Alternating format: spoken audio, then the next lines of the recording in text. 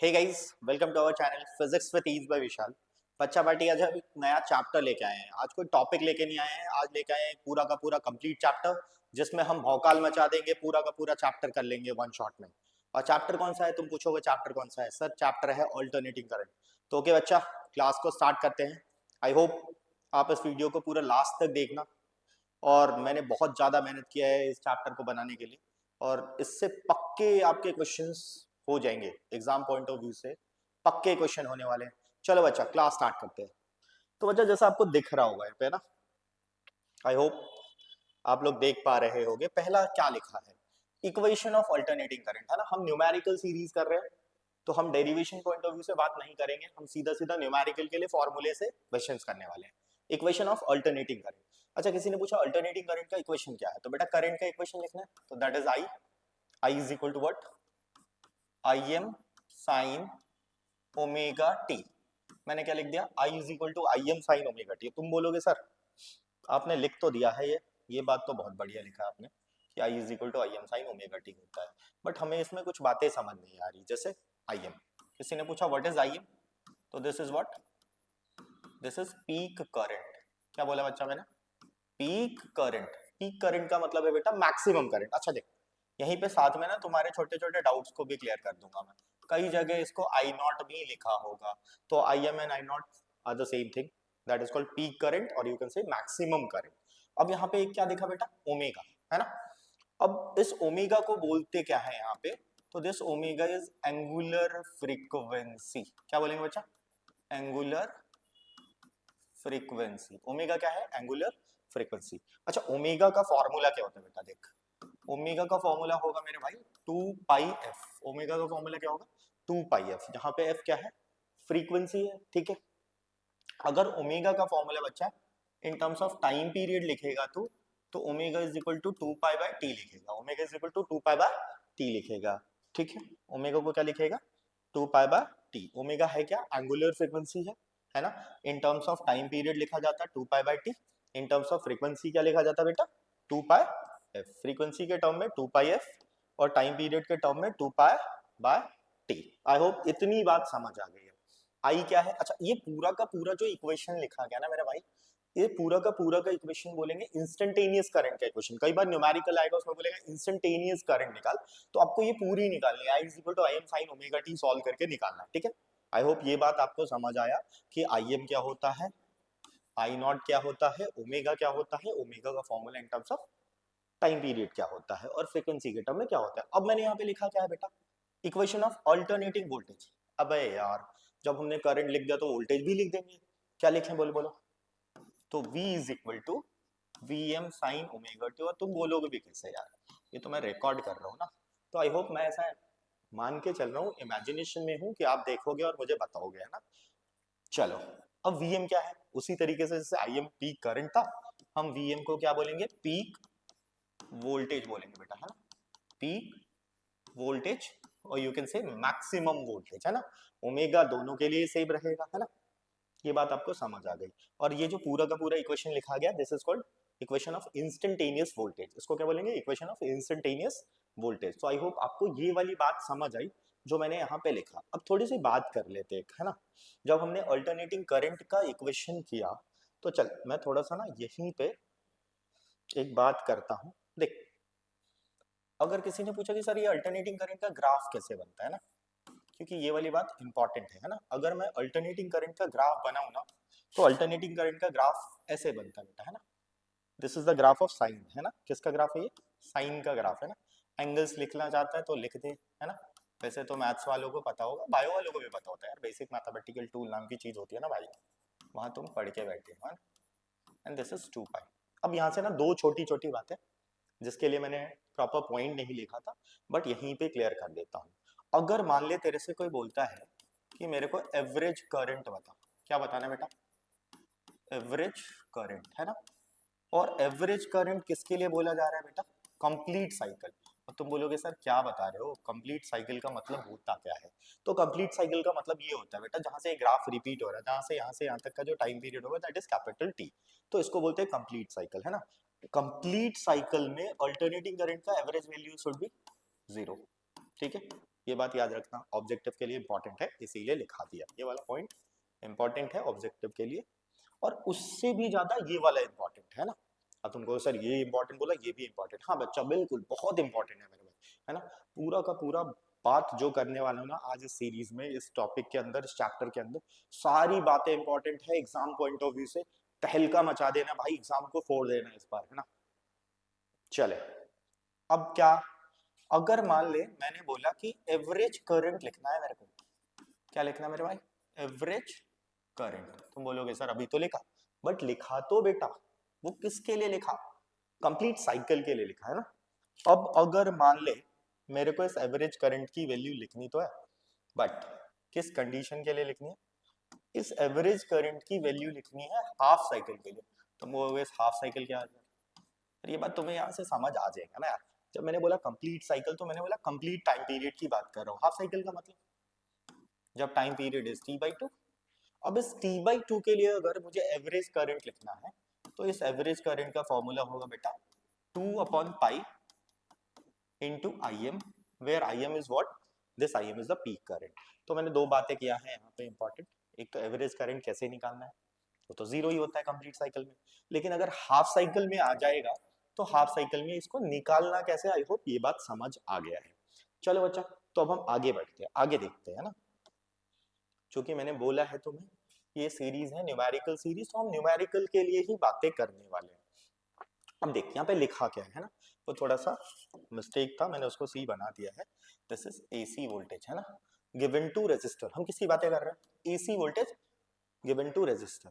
अगर मान ले एक रेजिस्टर है, दिस इज द रेजिस्टर। अच्छा कई बार ना वोल्टेज को ई से भी लिखा जाता है, ये दिख रहा है तुम्हें, है ना, ई बना हुआ है ना, तो ये E is equal to what, E M sine omega T, ऐसे भी लिखा जाता है ना, तो कोई दिक्कत वाली बात नहीं है।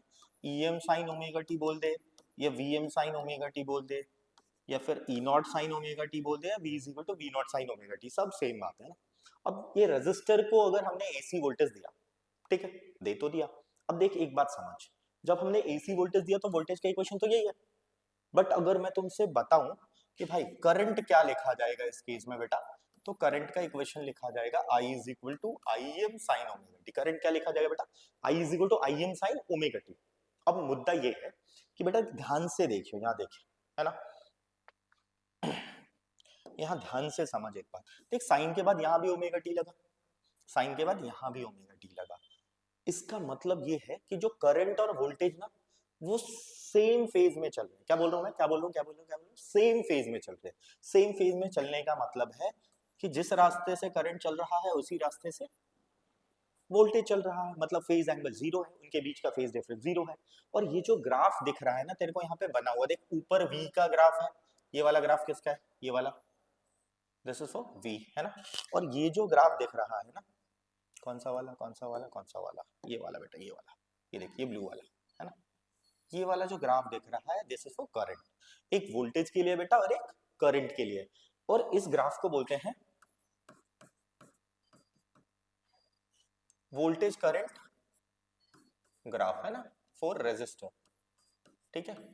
इस ग्राफ को बोलेंगे वोल्टेज और करंट का ग्राफ, किसके लिए, रेजिस्टर के लिए। वोल्टेज और करंट का ग्राफ किसके लिए, रेजिस्टर के लिए। तो मैं मिटा देता हूं ताकि तुम प्रॉपर देख के इसको बना लेना, है ना, इसी तरीके से बना लेना। इसमें फेज जीरो है, इसमें फेज जीरो है, लेकिन लेकिन तुम बोलोगे सर वोल्टेज वाला तो ऊपर भाग रहा है और करंट वाला नीचे क्यों भाग रहा है, रीजन है बेटा, रीजन है। क्या रीजन है, तो देख हमने यहाँ पे कनेक्ट क्या किया, रेजिस्टर।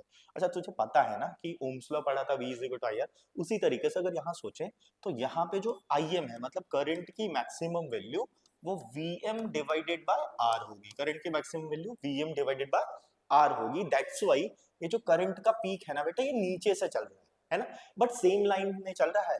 देख यहाँ भी वोल्टेज का एंगल जीरो, करंट का एंगल भी जीरो, यहाँ पाई, यहाँ दोनों का पाई, यहाँ 2 पाई, है ना। तो इस तरीके से ग्राफ बन रहा है, इसको बोलते हैं वी आई ग्राफ। कौन सा ग्राफ है, वी आई ग्राफ, है ना। क्योंकि कोई भी फेज नहीं है इसमें, तो हमने फेजर बना के यहाँ पे नहीं दिखाया ना, फेजर नहीं शो किया। देख अब बात क्या था, मुद्दा समझ, ग्राफ समझ ले, आएगा, आ सकता है, फेजर पूछ दिया जाता है नहीं, लेकिन क्वेश्चन में जरूर पूछा जाता है। अगर ऐसे नहीं पूछा जाएगा, क्वेश्चन में पूछ दिया जाएगा कि भाई कोई डिवाइस है, उसमें ना करंट और वोल्टेज सेम फेज में है, बता उस डिवाइस का नाम। देख जैसे ही बोल दे सेम फेज, 110% श्योर है कि वो डिवाइस होगा बेटा रेजिस्टर। क्या होगा मेरे भाई? रेजिस्टर। क्या होगा? रेजिस्टर। रेजिस्टर के लिए फेज कितना? जीरो। रेजिस्टर का फेज कितना है? जीरो। अगर मुझे रेजिस्टर में मैक्सिमम करंट निकालना है वीएम बाय आर। वोल्टेज का इक्वेशन है V is equal to VM sine omega T. Current का इक्वेशन क्या है बेटा? I is equal to Im sine omega T. I hope तुम्हें रेजिस्टर की ये वाली कहानी तुम्हें समझ आ गई होगी। चलो आगे बढ़ते हैं। अब आओ यहाँ आते हैं, है ना। अब क्या है सर? ये क्या है सर? इसमें थोड़ी सी बातें करेंगे अभी। AC voltage given to inductor.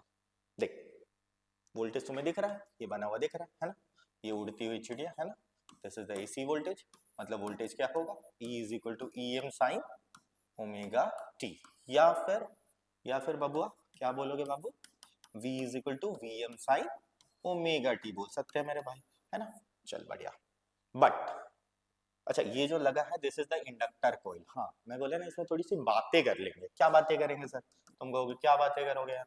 तो ये बात कर लेते हैं कि इंडक्टर होता क्या है। तो इंडक्टर बेसिकली एक तरीके का कॉइल होता है ना, जो एनर्जी को स्टोर करता है बेटा।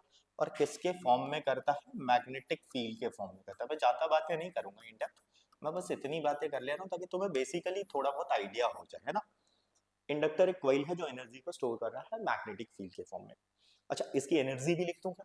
चल लिख ही देता हूँ। एनर्जी का formula half L I square, जहां पे एल है कॉइल का सेल्फ इंडक्टेंस। क्या होगा? Self inductance. L is what? Self inductance of the inductor coil. अब यहाँ देख, यहाँ नया बवाल है। क्या बवाल है तुझे समझ आएगा। देख जब यहाँ पे फेज एंगल वोल्टेज के लिए जीरो था, तो तुझे दिख रहा होगा कि करंट तो नीचे से भाग रहा है। नीचे से भाग रहा है मतलब करंट पीछे हो गया। और कितना पीछे हुआ?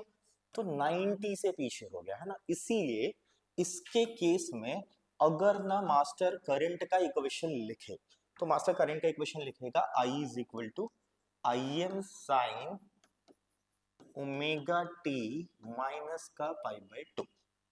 इसका मतलब है कि भाई इसमें जो फेज है ना बेटा दैट इज ऑफ 90। फेज कितने का है? 90 का है। फेज कितने का है? 90 का है।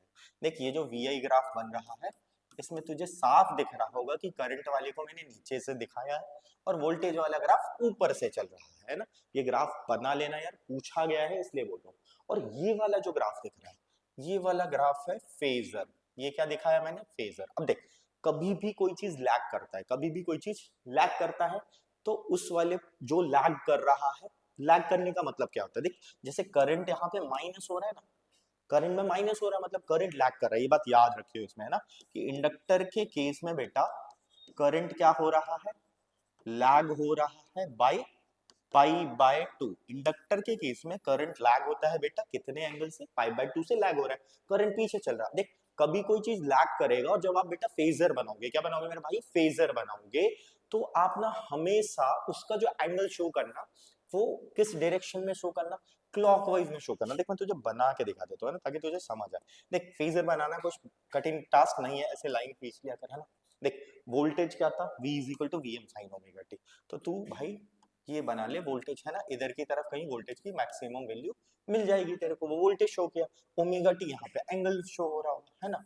अब एक और बात समझ। अब क्योंकि मैंने बोला करंट लैग कर रहा था, कितने से लैग कर रहा था? 90 से लैग कर रहा था। अब मैंने क्या बोला? याद रख, कभी कोई चीज लैग करे ना, उसके उस चीज को क्लॉकवाइज डायरेक्शन में शो कर। तो अगर मैं यहाँ से क्लॉकवाइज देखूं तो इधर की तरफ आऊंगा, तो देख इधर की तरफ कहीं करंट आ जाएगा। और जैसे ही ये करंट आया भाई, इनके बीच का जो एंगल होगा, इनके बीच का जो एंगल होगा that is of pi by two, है ना। तो omega T minus pi by two इसीलिए लिखा गया है ना। तो देख दो बातें कर लेते हैं। एक तो इक्वेशन लिख दिया, मेन मुद्दा करंट का इक्वेशन याद होना चाहिए। ये याद होना चाहिए कि भाई इसके केस में करंट लैग कर रहा था, और कितने से लैग कर रहा था मेरे भाई? पाई बाय टू से लैग कर रहा था। फेजर बनाना आना चाहिए, VI कैरेक्टरिस्टिक बनाना आना चाहिए, ठीक है। एग्जाम में ऐसे भी पूछा जा सकता है कि भाई एक डिवाइस है जिसमें करंट लैग कर रहा है, what is the name of the device? बच्चा क्लियर है, अभी तुम्हें समझ भी आ गया है कि फेज पाई बाय टू से लैग करता है तो इंडक्टर होता है। लेकिन लेकिन लेकिन अभी मैंने वहां पे करंट लिख के दिखाया था IM, तो बोलोगे हाँ रजिस्टर के इसमें करंट लिखा था Vm बाय आर लिखा था। अब क्या करें यार, यहाँ क्या होगा? यहाँ थोड़ा सा अच्छी बात कर लेते हैं। तुम कहोगे सर क्या अच्छी बात करना है? देखो मैं बता रहा हूँ अच्छी बात क्या होंगे अभी। देख जैसे रेजिस्टर का रेजिस्टेंस R होता है ना बेटा, रेजिस्टर का रेजिस्टेंस आर होता है मेरे भाई, उसी तरीके से ये जो इंडक्टर वाला कोइल है ना, इसके रेजिस्टेंस का नाम होता है इंडक्टिव रिएक्टेंस। ये इंपॉर्टेंट बात है, फॉर्मूले में यूज होगा। देख, किसी ने पूछा इंडक्टिव रिएक्टेंस क्या है, तो इंडक्टिव रिएक्टेंस बेसिकली एक रेजिस्टेंस है that is offered by the inductor. ये लिख लो, डेफिनेशन भी लिख सकते हो, है ना, यूनिट ओम ही होगा, रेजिस्टेंस है तो यूनिट ओम होगा। अब इस इंडक्टिव रिएक्टेंस को जैसे रेजिस्टेंस को आर से लिखते थे, इंडक्टिव रिएक्टेंस को एक्सएल से लिखेंगे। तुम कहोगे सर क्या ये किसी की शर्ट की साइज बता रहे हो क्या? नहीं बेटा, this is the resistance that is offered by the inductor. अच्छा, ये एक्सएल क्या होगा? तो एक्सएल का फॉर्मूला होगा मेरे भाई एल ओमेगा। तुम बोलोगे सर ठीक है, बहुत बढ़िया, वेरी गुड, समझ आया। अब ओमेगा का formula in terms of frequency लिखेंगे ना, तो 2 पाई एफ लिखेंगे बाबूआ। क्या लिखेंगे? 2 पाई एफ। अब यहाँ से ना एक बात आता है, क्या बात आता है बेटा? तो थोड़ा सा इसको छोटा कर देता हूँ। आई होप तुम समझोगे कि मैं चाह रहा हूँ सारी चीजों को एक जगह पे दिखाना, है ना। क्या पूछा जाएगा? तो तुमसे पूछा जाएगा कि भाई तुम ना मुझे एक्सेल का ग्राफ फ्रीक्वेंसी के साथ बना दो। देख लो, XL directly proportional to frequency है बाबू। तो ग्राफ कैसा चलेगा? स्ट्रेट लाइन चलेगा, है ना। ग्राफ कैसा चलेगा? स्ट्रेट लाइन चलेगा। और एक बात कर लेते हैं, क्या बात करना है? तो जैसे वहां मैंने आई एम को क्या लिखा था, वहां आई एम को लिखा था वी बाय आर। क्या लिखा था बेटा? V by R. I hope याद होगा यार। मैं ऐसा इमेजिनेशन कर रहा हूँ कि तुम वीडियो देखोगे, तुम देखोगे तो तुम्हें पीछे की बातें याद होगी, है ना। तो यहाँ क्या लिखा जाए? जब मैं यहाँ लिखने जाऊंगा ना आई एम, तो this is what, V M by R. इसका आर है क्या बेटा? एक्सएल। तो वी एम बाय एक्सएल, ठीक है। एक्सएल रेजिस्टेंस है, यूनिट ओम होगी। ग्राफ बना दिया मास्टर ने तुम्हारे लिए, फेज दिखा दिया है, फेजर वाला डायग्राम दिखा दिया, वी आई दिखा दिया, वोल्टेज का इक्वेशन लिख दिया और करंट का इक्वेशन लिख दिया, है ना। न्यूमेरिकल के लिए बस ऐसे ही करना भाई, और ऐसे हर चैप्टर्स के करने हैं। तुम्हें न्यूमेरिकल ऐसे ही करोगे ना, प्राण निकाल दोगे न्यूमेरिकल्स के। चलो आओ आगे। आगे कहाँ पे आते हैं? यहाँ आते हैं। अब क्या है? अब नया बवाल है क्या? कोई बवाल नहीं है बेटा, मास्टर खड़ा है तुम्हारे साथ। देयर इज नो एनी बवाल if master is with you, है ना। उड़ा देंगे, फोड़ देंगे, न्यूमेरिकल सब कर देंगे। चल अब देख फिर से। सर ये उड़ती हुई चिड़िया बार बार दिखा रहे हो यार। हाँ बेटा, चैप्टर ही है उड़ती हुई चिड़िया पे ना। E is equal to P M sine omega T, बेटा ये फिक्स है। या फिर तू बोलेगा V is equal to P M sine omega T. इसमें कोई दिक्कत वाली बात नहीं है, कोई दिक्कत नहीं है। चल बहुत बढ़िया। क्या लगा रखा है? इसका नाम क्या है बेटा? कैपेसिटर। हमने एसी वोल्टेज किसको दिया? कैपेसिटर को दिया, ठीक है। अब थोड़ा सा बात करते हैं, यहाँ देखते हैं, पहले मुद्दे पे आते हैं ना। यहाँ देख, यहाँ कहा, यहाँ देख। देख वोल्टेज तो ऐसे ही चल रहा है, ये ब्लू वाली लाइन यहाँ। लेकिन जब तू करंट देखने जा रहा है, जब वोल्टेज जीरो पे है, तो तुझे दिख रहा है करंट ऊपर पहुंच गया। मतलब की बात है, करंट आगे भाग गया, उस समय पीछे था, इस बार करंट आगे भाग गया। ये करंट वा भी ना कभी आगे कभी पीछे करना क्या चाह रहा है बेटा? ये तुम्हारी तरह कर रहा है क्या? जैसे तुम कभी आगे जाते हो कभी पीछे जाते हो, है ना। बेटा फोकस फोकस फोकस, कहाँ फोकस करना है? स्टडी पे मेरे भाई, स्टडी पे, है ना। लाइफ में बहुत सारी चीजें आएगी आगे, है ना। स्टडी पे फोकस करना। अब यहाँ आओ, स्टडी पे फोकस करा देते। तुम कहोगे मास्टर आप ही डेविएट कर रहे हो। हाँ आओ, करते स्टडी करते हैं ना। चल देख, देख वोल्टेज ऐसे चल रहा था, करंट आगे पहुंच गया। करंट आगे पहुंच गया मतलब करंट लीड कर रहा है। क्या कर रहा है इस बार? करंट लीड कर रहा है। किससे? वोल्टेज से। कितने से बेटा? पाई बाय 2 से। करंट लीड कर रहा था वोल्टेज से, कितने से? पाई बाय 2 से। अब एक मुद्दा समझ। क्या मुद्दा? कि जब वहां लैग कर रहा था तो मैंने इक्वेशन लिखा करंट का, तो माइनस लगा दिया। अब की बार करंट क्या कर रहा है? लीड कर रहा है। तो I is equal to I M sine omega t plus का पाई बाई 2। आई होप ये वाली बात भी समझ आ गई। This is the equation of instantaneous current, ठीक है, वेरी गुड। ये लिख दिया, ये लिख दिया, ये समझा दिया, ये समझा दिया। अब बात करते हैं फेजर पे। अभी मैंने तेरे को बोला था कि अगर करंट लैग कर रहा था, करंट लैग कर रहा था, तो मैंने क्या दिखाया था? मैंने करंट को क्लॉकवाइज डायरेक्शन में दिखा दिया था ना। अब लीड कर रहा है, एंटी क्लॉकवाइज में फेंक दे, मतलब थर्ड क्वाड्रेंट में पहुंचा दे। क्या क्वाड्रेंट में पहुंचाने का मतलब क्या है? ये देख, ये देख, ये देख, ये देख। देख वोल्टेज अपनी जगह पे ऐसे ही रहेगा, ऐसे ही रहेगा, है ना। यहाँ रहेगा, ये ऐसा रहेगा। यहाँ पे तेरे को वोल्टेज की मैक्स वैल्यू दिख जाएगी, यहाँ पे ओमेगा टी होगा, यहाँ वोल्टेज दिखा दे। अब करंट क्या हो रहा है? लीड कर रहा है ना बेटा। करंट लीड कर रहा था उसको यहाँ पहुंचा दे, यहाँ पहुंचाएगा तो ये तेरा करंट दिख जाएगा, और जैसे ही करंट दिखेगा इनके बीच का जो एंगल होगा दैट इज 90 दिखा दिया। तो दिस इज फेजर डायग्राम, मैंने अपने हाथों से भी बना दिया है और यहाँ भी बनता हुआ दिख रहा है तुम्हें, this is the phasor diagram, है ना। अब क्या बात है, बात ये है कि देख रेजिस्टर में रेजिस्टेंस आता है R, इंडक्टर में रेजिस्टेंस आता है XL, जिसको बोलते थे इंडक्टिव रिएक्टेंस। उसी तरीके से जब मैं इस टॉपिक की बात करूंगा, इस टॉपिक की बात करूंगा का मतलब यहाँ थोड़ा सा एडजस्ट करता हूँ तुम्हारे लिए, है ना। कैपेसिटर की बात करता हूँ तो क्या सर इसमें भी रेजिस्टेंस आएगा? बिल्कुल आएगा बेटा, बिल्कुल आएगा, 110% आएगा। अब तुम कहोगे कि सर क्या आएगा रेजिस्टेंस, रेजिस्टेंस क्या आएगा, ये देखते हैं, है ना। तो देख यहाँ जो रेजिस्टेंस आता है बेटा, यहाँ वाले रेजिस्टेंस को बोलते हैं बाबू कैपेसिटिव रिएक्टेंस। क्या बोलते हैं मेरे भाई? Capacitive reactance. अब क्या होता है ये कैपेसिटिव रिएक्टेंस? तो रेजिस्टेंस है, किसने दिया? कैपेसिटर ने दिया, मतलब it is a resistance that is offered by the capacitor, है ना। अब इस कैपेसिटिव रिएक्टेंस का फॉर्मूला क्या लिखते हैं? तो इसका फॉर्मूला बेटा ऐसा है, इसको लिखते हैं XC, हाँ मतलब डिनोट XC से करते हैं, फॉर्मूला तो ऐसा होता है, कैसा? तो 1/ओमेगा C, 1/ओमेगा C, ठीक है। अब ओमेगा का फॉर्मूला अगर मैं फ्रीक्वेंसी के टर्म में लिखूं भाई, तो 2πfc, यानी कि एक और मुद्दा आएगा अपने पास। जैसे वहां मैंने एक्सेल का ग्राफ फ्रीक्वेंसी के साथ दिखाया तो मैंने स्ट्रेट लाइन बनाया, अगर मैं बोलूं कि मुझे XC का ग्राफ फ्रीक्वेंसी के साथ देखना है तो देख लो यार, चलो देखो थोड़ा सा छोटा कर देता हूं और यहीं खींच लेते तुम्हारे लिए ग्राफ। चलो देखो, अगर तुम XC का ग्राफ फ्रीक्वेंसी के साथ बनाओगे बेटा तो दिस इज रेक्टेंगुलर हाइपरबोला, कुछ इस तरीके का बनेगा। तो ये तुम्हारा कहानी समाप्त हुआ कैपेसिटर। हमने किया inductor, capacitor, resistor, equation of AC voltage, है ना, इक्वेशन ऑफ AC करंट, है ना। तो आपको ये सारी बातें समझ आई है, ठीक है। एक बात ना तुम्हें थोड़ा सा और बता देता हूँ, चल पीछे ले जाके ही बता देता हूँ जहां मैंने तुम्हें यहाँ पे बताया था। देख जैसे मैंने तुम्हें लिखा था ना वीएम को बोला था मैक्सिमम वोल्टेज, है ना। एक जनरेटर का इक्वेशन पढ़ाया जाता है ना।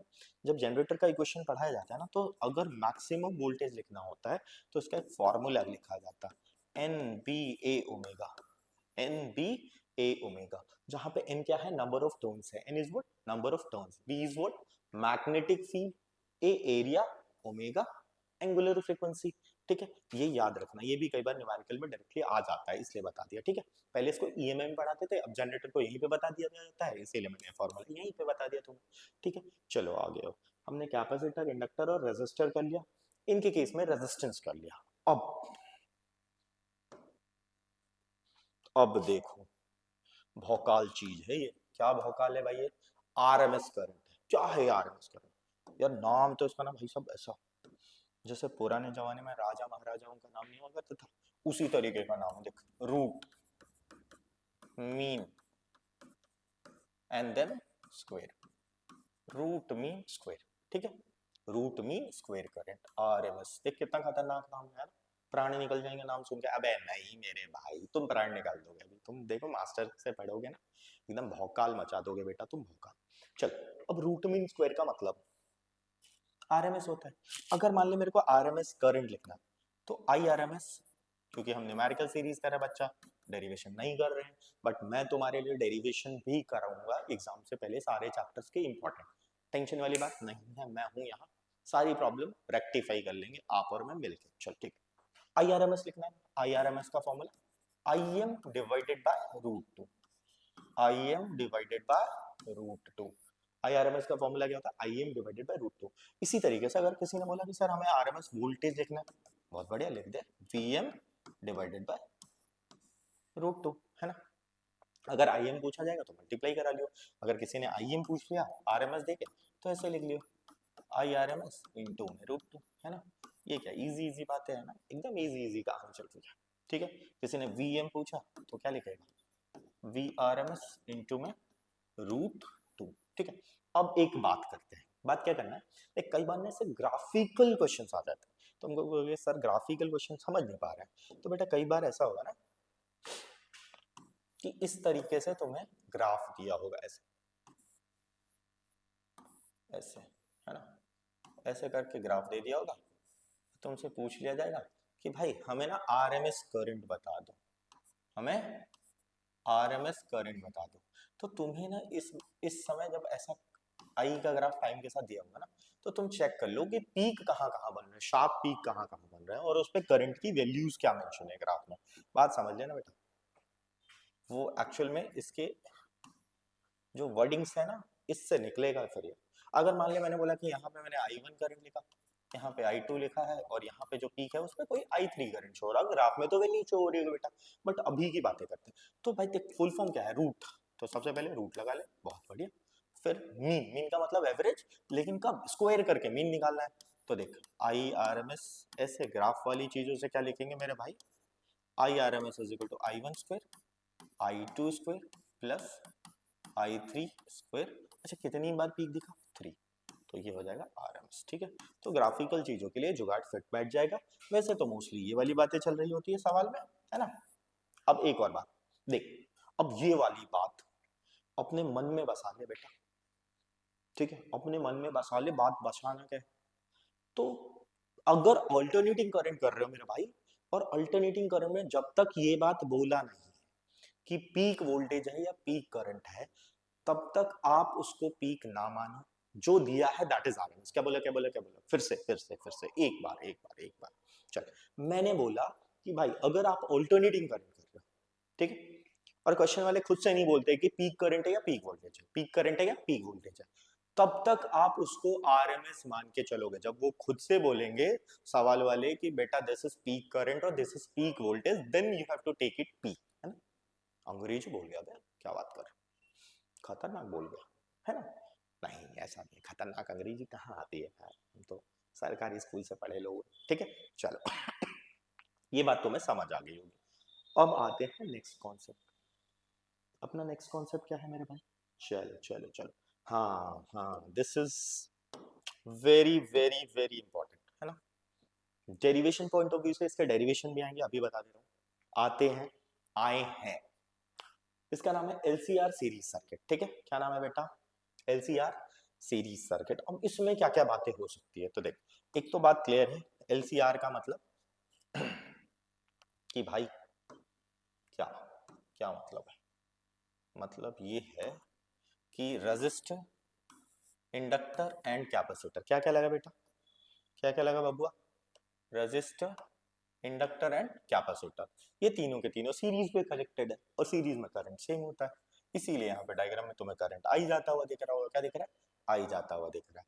देख रेजिस्टर के वोल्टेज को लिखा गया वी आर, एंड इंडक्टर के वोल्टेज को VL, और कैपेसिटर के वोल्टेज को VC। और जो उड़ती हुई चिड़िया वाली वोल्टेज थी that is V is equal to Vm sin omega t। उड़ती चिड़िया की वोल्टेज क्या है बेटा, V is equal to Vm sin omega t, V is equal to Vm sin omega t। अब तुमसे क्या क्या पूछा जाएगा, देख हमने जब इंडक्टर पढ़ा तो रेजिस्टेंस को बोला इंडक्टिव रिएक्टेंस, जब रेजिस्टर पढ़ा तो रेजिस्टेंस को बोला रेजिस्टेंस नॉर्मली, जब कैपेसिटर पढ़ा तो कैपेसिटिव रिएक्टेंस बोला। अब हम पढ़ रहे हैं एलसीआर सीरीज सर्किट, तो इसके केस में भी एक रेजिस्टेंस आएगा। तुम बोलोगे हाँ बिल्कुल मास्टर, आना चाहिए, जब सब में आ रहा है तो ये काहे पीछे रहेगा, ये तो और 3 लोग मिलके बना है, वो तो अकेले अकेले थे, ये तो 3 लोगों का टीम है, एलसीआर टीम है ना। तो इसके केस में बेटा जो रेजिस्टेंस आता है दैट इज कॉल्ड जेड। अब क्या है जेड, तो जेड को बोलते हैं बेटा इम्पिडेंस। क्या बोलते हैं मेरे भाई, इम्पिडेंस, है ना। अगर तेरे को ये इम्पिडेंस निकालना है तो इम्पिडेंस का formula z is equal to under root of R square plus XL minus XC का होल स्क्वायर, पहली बात, ठीक है। अगर मान ले यहां पे तेरे को करंट लिखना है तो I is equal to V by Z, है ना।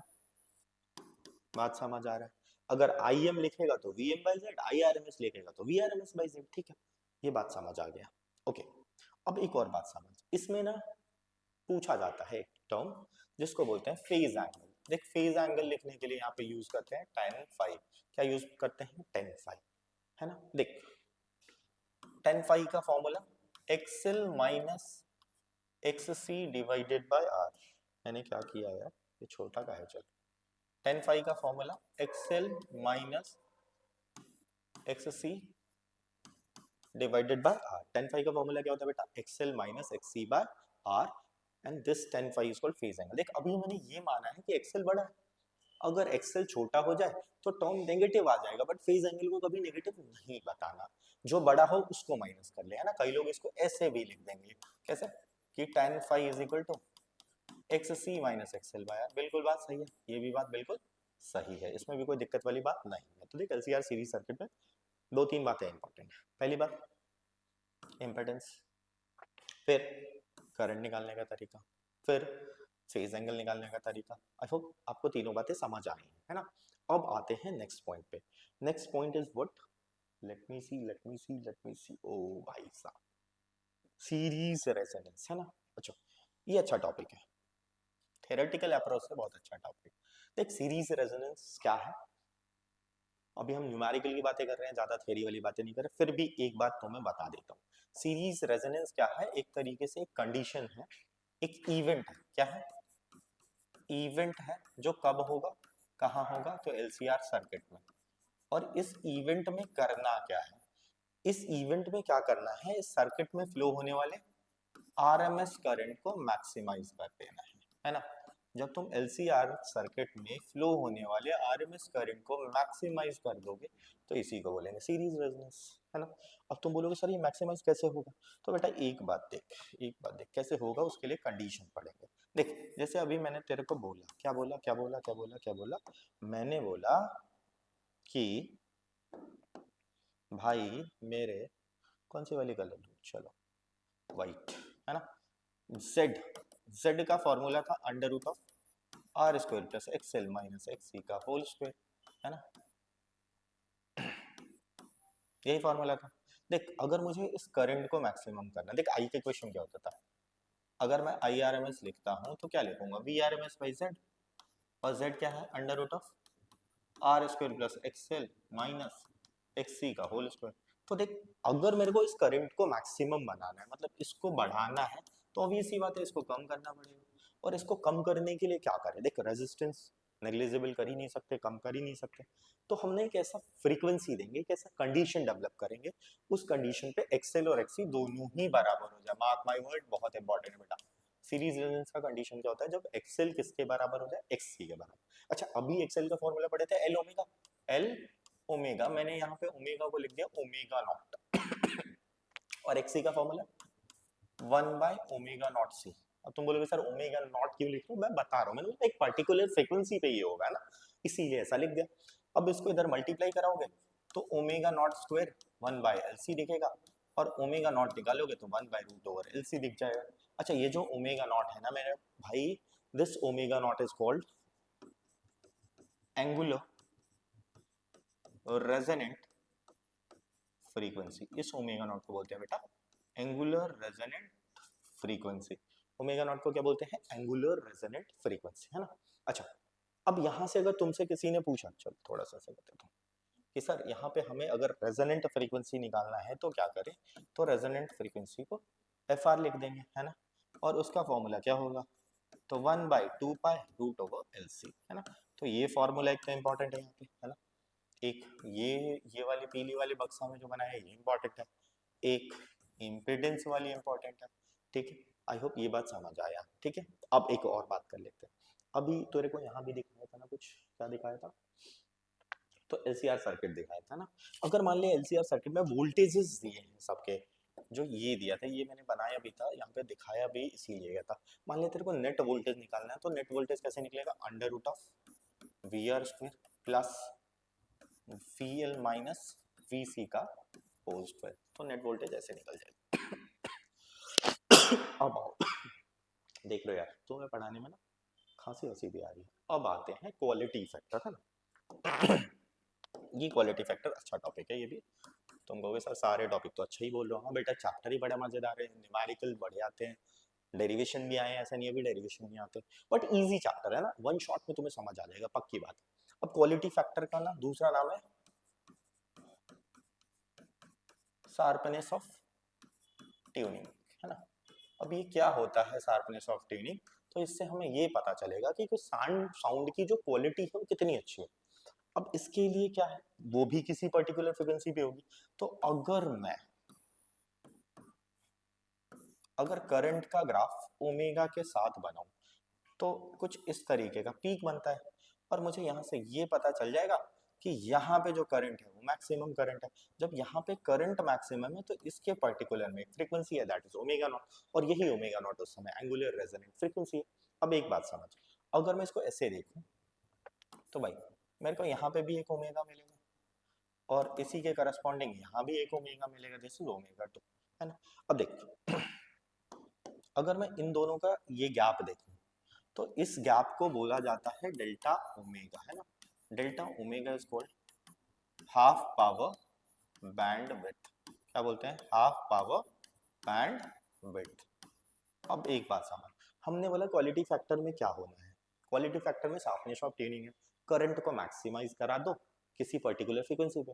तो अगर मैक्सिमाइज कराना है, करंट बढ़ाना है, तो भाई पीक बढ़ानी पड़ेगी। अगर मान लें मैं इसको थोड़ा सा बना देता हूँ, मान लें मैंने स्पीक को ऐसे बढ़ाया, और अगर मैं ये बोल रहा हूँ कि इसको बढ़ाना है, स्पीक को बढ़ा दो, तो जैसे ही मैं स्पीक को बढ़ाऊंगा, बेटा तुम्हें यहाँ पे देखो करंट बढ़ गया, यहाँ पे मैक्सिमम और ज्यादा हो जाएगा। इस कंडीशन में तुम्हें लगेगा कि भाई ये जो गैप लिखा गया था पहले, पहले इस गैप को डेल्टा ओमेगा लिखा गया था, अब ये जो डेल्टा ओमेगा है यहाँ से यहाँ तक डेल्टा ओमेगा था, है ना, अब जो डेल्टा ओमेगा दिखेगा ये दिखेगा, मतलब डेल्टा ओमेगा डिक्रीज हुआ, और डेल्टा ओमेगा डिक्रीज हुआ तो करंट मैक्सिमम और बढ़ गया।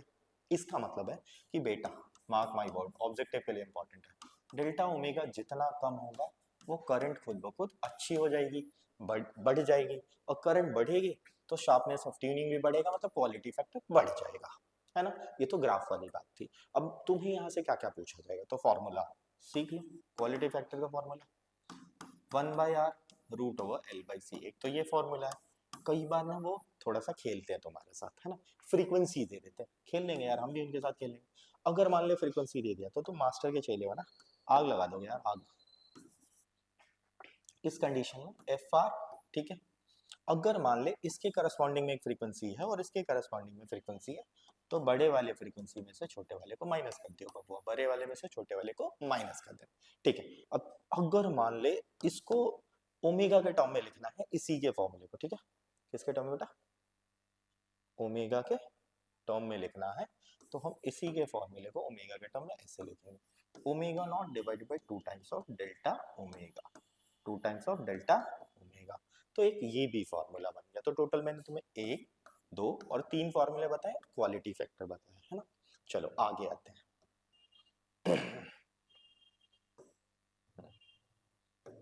आगे चल, this is very important for theory, mark my word, बहुत इंपॉर्टेंट है बेटा, बहुत ही ज्यादा अच्छा इंपॉर्टेंट है ना। ट्रांसफॉर्मर तुम्हें पता है इसके बारे में, तुम्हें पता होगा सबको कि ट्रांसफार्मर का काम है वोल्टेज को रेगुलेट करना, या तो वोल्टेज को बढ़ा देगा या तो वोल्टेज को घटा देगा, बढ़ा देगा तो स्टेप, घटा देगा तो स्टेप डाउन। कैसे बढ़ता घटता है, उसके लिए एक फैक्टर इंपॉर्टेंट है जिसको बोलते हैं टर्न रेशियो, है ना। अच्छा, काम किस पे करता है, तो म्यूचुअल इंडक्शन के प्रिंसिपल पे काम करता है। थ्योरी वाली क्लास है नहीं, बट ये थ्योरी पढ़ लेना बहुत इंपॉर्टेंट है, इसीलिए बता दे रहा हूँ थोड़ा सा, है ना। म्यूचुअल इंडक्शन पे काम करता है। अब एक बात समझ, डायग्राम तुम्हारे पास दिख रहा है, इस डायग्राम में इधर की तरफ ये जो सांप दिख रही है तुम्हें, चलती हुई सांप, दिस सांप, ये जो सांप है दिस इज प्राइमरी कोइल, क्या बोलते हैं बेटा इसको, प्राइमरी कोइल, है ना। और ये जो इधर उल्टी हुई सांप ऐसे भागती हुई दिख रही है, this is called secondary coil, क्या बोलते हैं बाबू, सेकेंडरी कोइल, ठीक है। अब मैंने बोला वोल्टेज बढ़ने या घटने के लिए रिस्पॉन्सिबल होता है जो टर्म, उसको बोलते हैं बेटा टर्न रेशियो। मैं इसको आर से लिखता हूँ, कई जगह इसको के से लिख देते हैं ना, तुम ये मत कहना सर आपने आर क्यों लिखा, बेटा कई जगह के से लिखते हैं, मैं आर से लिखता हूँ इसलिए मैंने आर बता दिया, है ना। फॉर्मूला क्या होगा, तो इसका फॉर्मूला होता है एनएस बाय एनपी। अब तुम बोलोगे sir what is NS, what is NP, तो एनएस एनपी ना इस वायर को जो लपेटा गया है ना उसी के टर्न्स है। एनएस क्या है, number of turns in secondary coil, NP is what, number of turns in primary coil. I hope आपको ये बात समझ आया, है ना।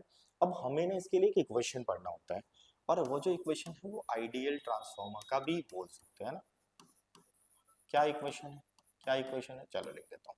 फॉर्मूला क्या होता है, N S by N P, N S by N P is equal to E S by E P. अच्छा, ई एस का मतलब voltage in secondary coil, E P का मतलब voltage in primary coil, is equal to, इसको उल्टा चिपका देना, I P by I S. तो ये शानदार सा इक्वेशन बन जाएगा। ये इक्वेशन ट्रांसफार्मर के न्यूमेरिकल में काम आएगा, है ना। अब एक बात कर लो, एक और बात कर लो। मैंने बोला अगर ट्रांसफार्मर आइडियल है, कैसा ट्रांसफार्मर बेटा, आइडियल। जैसे तुम अच्छे बच्चे हो ना, आइडियल बच्चे, है ना। वैसे तो तुम हो नहीं मेरे भाई, बट मैं बोल देता हूँ तुम्हारी खुशी के लिए, खुश हो जाओ यार, है ना। अच्छा तुम कहोगे सर कौन सी खुशी, अबे यार हैप्पीनेस वाली खुशी, है ना। आइडियल ट्रांसफार्मर, अच्छा आइडियल ट्रांसफार्मर क्या है, एक ऐसा ट्रांसफार्मर जिसकी इफिशिएंसी हो बबुआ 100%। क्या हो, क्या बोल रहा हूँ मैं बोल रहा हूँ कि एक ऐसा ट्रांसफार्मर जो 100% इफिशिएंट हो। अच्छा तुम कहोगे सर इसका क्या मतलब है, क्या तात्पर्य है सर आपके इस बातों का, इस बातों का ये तात्पर्य है मेरे भाई कि अगर ट्रांसफार्मर ना 100% इफिशिएंट है, इट मींस जो इनपुट पावर होगा ना बेटा वही आउटपुट होगा। अच्छा यहाँ इनपुट आउटपुट का मतलब बेटा, मतलब प्राइमरी पे जो पावर होगा ना वही पावर होगा बबुआ सेकेंडरी पे। आई होप ये वाली बातें समझ आई। तो बच्चों अब तक मैंने क्या किया, मैंने पूरे चैप्टर के ना क्वेश्चंस करने के लिए फॉर्मूले और थेरीज को एक जगह समराइज कर दिया। अब मैं क्या करने वाला हूँ, मैंने जैसा बोला था प्राण निकाल देंगे चैप्टर के, है ना, किसके, चैप्टर के प्राण निकालने, है ना। चलो आते हैं, आ जाओ। अच्छा एक टॉपिक और रह गया, चल पावर इन एसी सर्किट, है ना, average power in AC circuit भी बोल सकते हैं, ज्यादा टाइम लूंगा नहीं, है ना। पावर का फॉर्मूला सीधा लिखूंगा V R M S I R M cos phi, लेकिन सीधा सीधा लिखूंगा ना यार, इंपॉर्टेंट बातें आ ही जाती है ना। अब तुम बोलोगे sir what is cos phi, तो बबुआ this cos phi is what, power factor, power factor, है ना। बहुत सारी बातें यहाँ पे बता दूंगा, अभी तू तुम्हें पीछे से रिलेट करने वाला। देख अभी तुमने ये बात तो समझ आया कि cos फाई पावर फैक्टर होता है। अभी मैंने तुम्हें सीरीज रेजोनेंस का कंडीशन पढ़ाया था, जब एक्सएल एक्सी के बराबर होता था, तो उस समय क्या होगा, इसको ना नोट बनाना ना, सीरीज रेजोनेंस वाले पॉइंट के लिए नोट बनवा रहा हूँ यहीं पे, है ना। नोट क्या, जब ये एक्सएल और एक्सी के बराबर हुआ था ना, इस समय जेड ही आ रहा है, जेड आर का मतलब सर्किट प्योरली रेजिस्टिव होगा, सर्किट प्योरली रेजिस्टिव होगा, और इस समय आई पूछा जाएगा तो वी बार आर से निकाल लेना, ठीक है। अब इस समय होगा क्या, जेड आर है मतलब फाई जीरो है, फाई जीरो का मतलब अगर इस इक्वेशन में फाई को जीरो रख दोगे तो कॉस जीरो वन हो जाएगा। इसका मतलब है सीरीज रेजोनेंस में पावर फैक्टर वन होता है, पावर फैक्टर वन होता है ना, पावर फैक्टर वन होता है। और कॉस फाई का फॉर्मूला इस सीरीज रेजोनेंस में यहाँ पे कैसे यूज करोगे, तो आर अपॉन जेड कर देना, यूज हो जाएगा ये फॉर्मूला, है ना। चलो अब आते हैं न्यूमेरिकल का प्राण निकालने, भौकाल मचाने। चल चल बेटा चल, चल पहला ही सवाल है, ओ पहला ही सवाल, भाई साहब क्या बोल रहे हो सर, दमदार सवाल ले लिया क्या सर, पीवाई क्यूज ले लिया आपने तो। चल पढ़ लेते हैं क्वेश्चन वालों ने क्या बोला। और सीरीज सीआर सर्किट, देख बेटा मैं बार बार बोल रहा हूँ, मैंने इससे पहले जो भी वीडियोस डाले उसमें भी बोले, कभी भी न्यूमेरिकल करना है ना बेटा, तो एक बात क्लियर है कि आपको क्वेश्चन देखना पड़ेगा, क्वेश्चन देखो, डेटा लिखो, क्वेश्चन सॉल्व हो जाएगा। नहीं सॉल्व होगा फॉर्मूला लगाना, कोई बात नहीं, है ना, छोड़ना नहीं है बात। चल अब क्वेश्चन में क्या बोला, series CR circuit having resistance 200 ओम, क्या दिया, रेजिस्टेंस दिया है, क्या दिया है बाबू, और रेजिस्टेंस दिया है बउआ 200 ओम। अच्छा कैपेसिटेंस क्या दिया है बेटा, 50 अपॉन पाई माइक्रो फेरेड दे दिया। चल माइक्रो का मतलब तो तुम्हें पता होगा, अच्छा देख ले ये बात जो मैं तुम्हें कह रहा था, है ना। देख इस बार बोला पीक वोल्टेज दिया, पीक का मतलब मैक्सिमम, मैक्सिमम दे दिया तुम्हें 100 वोल्ट। अब तुमसे क्या पूछा, निकल दे, पहले वाले पार्ट में पूछा जेड बता दो। चलो अगर मैं पहला वाला पार्ट सॉल्व करने जाऊं तो मैं क्या करूंगा, फर्स्ट पार्ट का सॉल्यूशन, जेड का फॉर्मूला लिखूंगा, जेड का फॉर्मूला होता था R square plus XL minus XC का whole square. But sir sir कुछ तो जोल है, नहीं जोल नहीं है बेटा, एक्सएल है नहीं, एक्सएल जीरो कर ले, तो क्या लिखेगा, आर स्क्वायर प्लस एक्स सी का स्क्वायर, फॉर्मूला तो यही होता है। लेकिन सर इसमें हमें क्या नहीं पता, सर आर तो बिल्कुल पता है बट सी नहीं पता, सी तो पता है सर, एक्स सी नहीं पता ना। तो हम क्या करें, हम करेंगे एक्स सी निकालेंगे, एक्स सी निकालने के थोड़ा सा इसको एडजस्ट कर देता हूँ तुम्हारे लिए। और एक्स सी का फॉर्मूला तो तुम्हें पता है, एक्स सी का फॉर्मूला क्या था, 1/√2 ओमेगा सी या 1 बाई, जब फ्रीक्वेंसी दिया है बेटा तो 2 पाई एफ सी लगा ले। 2 पाई एफ सी लगाएगा तो ये हो जाएगा 2 पाई, मतलब 100 पाई हो जाएगा। और सी की जगह पे देख ले क्या दिया, सी की जगह पे 50 अपन पाई था, तो 50 डिवाइडेड बाय पाई, माइक्रो था, माइक्रो का मतलब 10 टू द पावर माइनस 6 लिखा।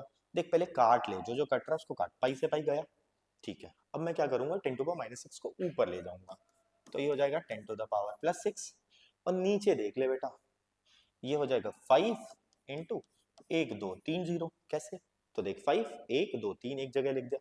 अब इसको काट ले तो ये कितना बन गया, कितना बचा, 1000 हो गया। अब 5 से काट दे तो ये आ गया बबुआ 200, क्या आया 200, ये XC आया बेटा 200, है ना।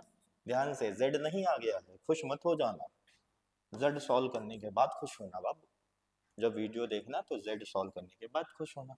अब इन्होंने बोला कि भाई Z का फॉर्मूला तो पता है, तो क्या है, देखिए R भी 200 है और XC भी कितना आया 200 आया, तो 200 का स्क्वायर प्लस 200 का स्क्वायर, क्या। अब कैसे करें कैलकुलेशन बेटा, यहाँ ना कैलकुलेशन थोड़ा ट्रिक से किया करो। देख दोनों जगह कॉमन है, तो मैं 200 का स्क्वायर को ना कॉमन करूंगा, यहाँ भी 1 और यहाँ भी 1, तो 1 प्लस 1 हो जाएगा 2, ऐसा लिख दिया मैंने, थोड़ा सा शॉर्ट कर देना, तुम समझ जाओगे। अब 200 का स्क्वायर बाहर आएगा तो कितना मिलेगा 200 रूट 2, है ना, ये Z आ गया इतना। This is the solution of first part जो मैंने निकाला बेटा आपके लिए, Z पूछा था Z निकाल दिया। अब उन्होंने पूछा, देख मैंने लिख दिया है ना, फेज एंगल पूछा है, तुम कहोगे sir very easy master very easy, अभी तो आपने सिखाया, क्या सिखाया, सिखाया ये कि फेज एंगल कैसे निकालते हैं। फेज एंगल का फॉर्मूला था tan phi XL minus XC by R, है ना, XL minus XC by R। बेटा एक बात सोच और ध्यान से सोच, क्या यहाँ पे तेरे पास XL है, नहीं है, सिर्फ XC है, तो XC की वैल्यू कितनी आई, XC की वैल्यू कितनी आई थी, 200 आई थी, तो लिख देते हैं सीधा सीधा, यहाँ फॉर्मूला आएगा XC divided by R। XC की वैल्यू है 200 और रेजिस्टेंस भी था 200, कट के आया 1, अब बोल tan में 1 किसकी वैल्यू 45 डिग्री, तो फेज एंगल हो गया बाबू 45 डिग्री। चल ज्यादा पढ़े लिखे लोग ऐसे भी बोल जाते हैं गणित वाले, है ना, तो pi by 4, pi by 4, pi by 4। तो हमने 2 पार्ट कर दिए सवाल के।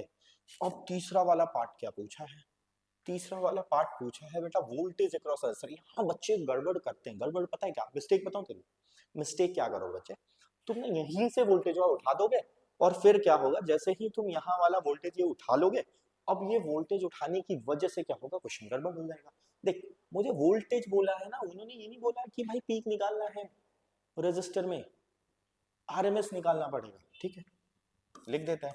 अब एक बार मुझे बता, अगर मैं वोल्टेज अक्रॉस रेजिस्टर बोलूं तो मुझे वीआरएमएस लिखना होगा, और वीआरएमएस का फॉर्मूला क्या होगा, P is equal to I R, तो I R M S into R, resistor में लिखना है इसलिए आर लगाया। देख रेजिस्टेंस कितने का था, तुम बोलोगे सर रेजिस्टेंस तो 200 का था, तो 200 लगा ले, बट ये आई आर एम एस कैसे निकाले, आईआरएमएस होगा इस सर्किट में जाने वाला करंट, वो कैसे निकलेगा, तो V बाई जेड से निकलेगा, और V भी कौन सा है, पीक है, हमें आरएमएस चाहिए ना, तो पहले तो 100 डिवाइडेड बाई रूट 2, मतलब ये जो वोल्टेज था उसको मैंने किस में कन्वर्ट किया, किस में किया, बोलो बोलो बोलो बोलो भाई, उसको आरएमएस में कन्वर्ट किया, है ना। और सर्किट के लिए क्या चाहिए, तो सर्किट का Z देखना पड़ेगा, क्योंकि करंट तो वो वाली चाहिए ना, ये बात समझ, मैं क्या कह रहा हूँ, करंट तो सीरीज में लगाऊंगा ना, तो वो वाला करंट चाहिए, Z कितना है, अब Z आया है बेटा 200 रूट 2, तो 200 और ये रहा इनटू में रूट 2। अब तुम कहोगे सर व्हाट हैपन, कुछ हैपन नहीं है बेटा, ये ले, ये खत्म, मामा के यहाँ चला गया कट के, है ना। और ये देख रूट 2 और रूट 2 क्या बन जाएगा, 2 बन जाएगा 2, तो देख 100 डिवाइडेड बाय 2 आ गया बाबू 50 वोल्ट। तो हमने 3 पार्ट निकाल दिए सवाल के, क्या क्या निकाल दिया बेटा, Z निकाल दिया, फिर फेज निकाल दिया, और वोल्टेज निकाल दिया, सवाल वालों ने भी हमसे इतना ही पूछा था, निकाल दिया। चल बढ़िया, आगे आते हैं, नेक्स्ट क्वेश्चन पे आते हैं, चल नेक्स्ट क्वेश्चन पे, ठीक है। Oh my god, this is again P Y Qs, है ना, ये अगेन पी वाई क्यूज है ना। आज मास्टर ने भौकाल चढ़ा देगा, क्या करेगा, गर्दा मचा देगा। गर्दा किसको मचाना है सर, गर्दा मचाना है सर अल्टरनेटिंग करंट का, है ना। एकदम भौकाल सीरीज, भौकाल मचाएंगे। कैसे मचाएंगे भौकाल, तो क्वेश्चन पढ़ेंगे सर, फिर डेटा लिखेंगे, फिर भौकाल मचाएंगे। चल पढ़ लेते हैं। रजिस्टर ऑफ रेजिस्टेंस 50 ओम, चल गिवन। देख मैं गिवन में ऐसे लिख देता हूँ, है ना, मैं गिवन में इतनी अंग्रेजी नहीं लिखता, अंग्रेज नहीं मैं सीधा। रेजिस्टेंस कितना है 50 ओम। चल आगे बढ़ते हैं। कैपेसिटेंस कितना बाबू 25 अपॉन पाई माइक्रोफेरेड, है ना। ये बात देखना बेटा, कन्वर्जन गलत ना होना चाहिए। Again inductor of inductance 4 upon pi henry, यही दिया है ना। R connected in series across a AC source. अच्छा अब की बार ना तुम्हें कंफ्यूज कराने के वोल्टेज दे दिया।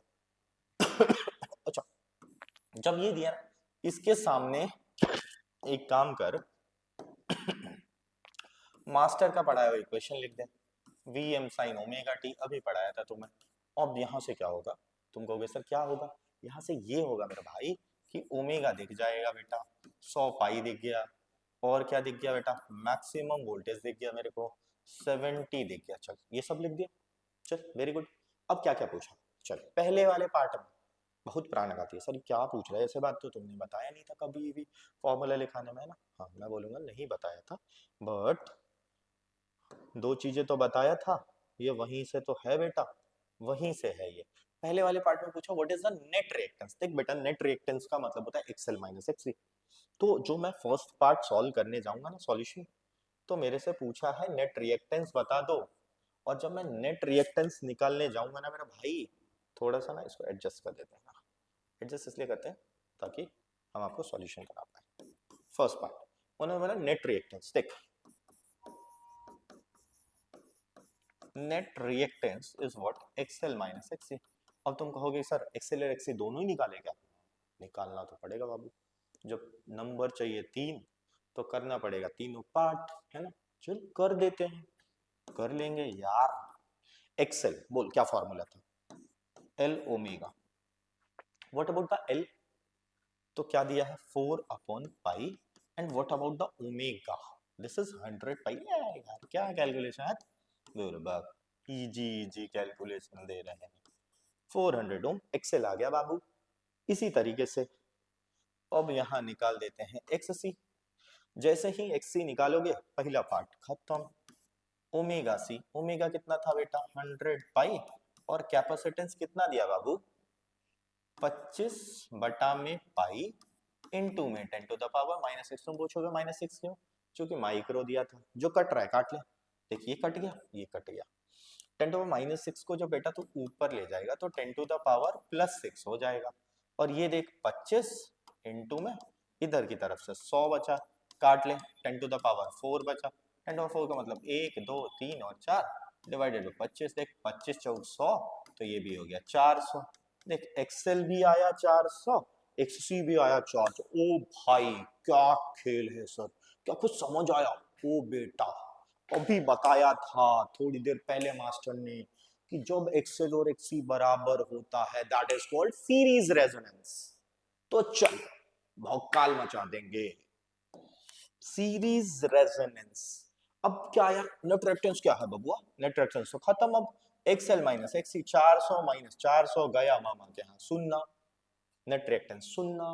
नेट रिएक्टेंस कितना बबुआ सुन्ना। अब बोला what is the impedance of the circuit, ले ये भी करेंगे, अभी मास्टर से पढ़े हैं, मास्टर ने बोला एक्सएल एक्ससी बराबर होता है तो Z बराबर R होता है। तो बेटा रे बबुआ रे का कहत हो, कहत ये है कि सेकेंड पार्ट में तो Z हो जाएगा मेरे भाई R के बराबर, और Z R के बराबर। सर क्या बात कर दिया सर, गदर गदर गदर। अच्छा गदर मूवी आया, अभी तो बॉर्डर 2 आई, मैं गदर क्यों बोल रहा हूँ, कुछ भी। Z किसके बराबर, R के बराबर। R कितना दिया, R कितना दिया बे, दिया तो था 50 ओम, ये ले 50 ओम। चल दो पार्ट हो गया खत्म। अब क्या पूछा, what is the value of effective, और यार अंग्रेजी पूछ रहे बे, डरा रहे क्या, नहीं यार इफेक्टिव मतलब आरएमएस पूछ रहे, डरने वाली बात नहीं है। थर्ड वाले पार्ट में क्या निकाला, चल इधर बनाएंगे तीसरा नंबर, है ना। कौन सा नंबर, तीसरा। तीसरे नंबर में पूछा effective value of the current in the circuit. Effective value of current in the circuit का मतलब है बेटा आईआरएमएस पूछा जा रहा है आपसे। IRMS is what, sir VRMS by Z. Z तो R के बराबर है, व्हाट अबाउट VRMS? तो VRMS यहाँ से निकाल लियो बेटा, क्योंकि ये मैक्स दिया है ना, देख 70 मैक्सिमम है, तो इसको RMS बनाने के लिए 70 डिवाइडेड बाय √2 इन 2 में। अब क्या सर, Z और R बराबर है तो 50, 10 कैंसिल। ओ भाई क्या क्या खतरनाक। देख अब देख, √2 वैल्यू रख दूं 1.41 है ना, इनटू में 5। देख अगर इसको एग्जैक्ट 1.4 ले लेगा तो 7/7 कट के अप्रोक्स 1 एम्पियर आएगा। अगर तुमने 1.41 ले लिया होगा तो 0.9899 के करीब आ रहा होगा, है ना। तो या तो ऐसे लिख दियो या तो ऐसे लिख दियो, प्राणा निकल गए सवाल के 3 नंबर पक्के। ओ भाई सर क्या इतना आसान सवाल आता है? अबे यार आसान ही आता है, तुमने खामोखा फिजिक्स का वो बना दिया। फिजिक्स आसान होती है भाई, कौन कहता है फिजिक्स कठिन होती है? बिल्कुल आसान होती है ना। बस आपको क्या करना है, प्रैक्टिस प्रैक्टिस प्रैक्टिस। अगर आपने प्रैक्टिस कर लिया ना बेटा, निकाल दोगे सब्जेक्ट को। चलो तो मैंने आपको कितने सवाल कराए बेटा, दूसरा सवाल भी करा दिया। चलो आगे आते हैं नेक्स्ट क्वेश्चन पे। चलो फिर से आते हैं।